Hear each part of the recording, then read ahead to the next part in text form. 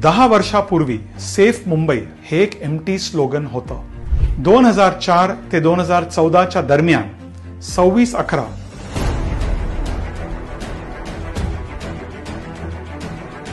2006 serial train blast,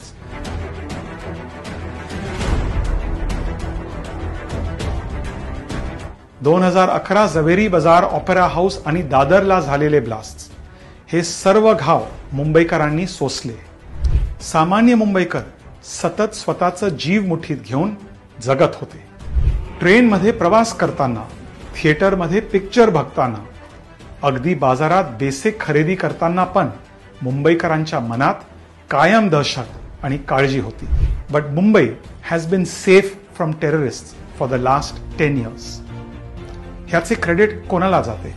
Modiji आणि शिंदेजी यांच्या स्ट्रॉंग लीडरशिप आणि पॉलिटिकल विलमुळे हा परिणाम झालाच आहे. परंतु ह्याच सिंहाचा वाटा तुम्हा मुंबईकरांचा देखील आहे. तुम्ही अधिक अलर्ट राहिलात, पोलिसांना सहकार्य केलं. 2 lakh police officers in khaki are working tirelessly and are being supported by tech-driven policing and initiatives like the Safe City project to secure our home state of Maharashtra. Law and order वर जे आम्हाला प्रश्न विचारत आहे त्यांना माझा उलट प्रश्न आहे. तुम्ही स्वतःच्या पाठीतले गँग वॉर रोखण्यात अपयशी राहिलात आणि आता तुम्ही आमच्याकडे बोटं दाखवता. मुंबईकरांनो, मी तुम्हाला सांगू इच्छितो की तुम्ही अफवावर विश्वास ठेवू नका. मुंबई आज खऱ्या अर्थाने सेफ सिटी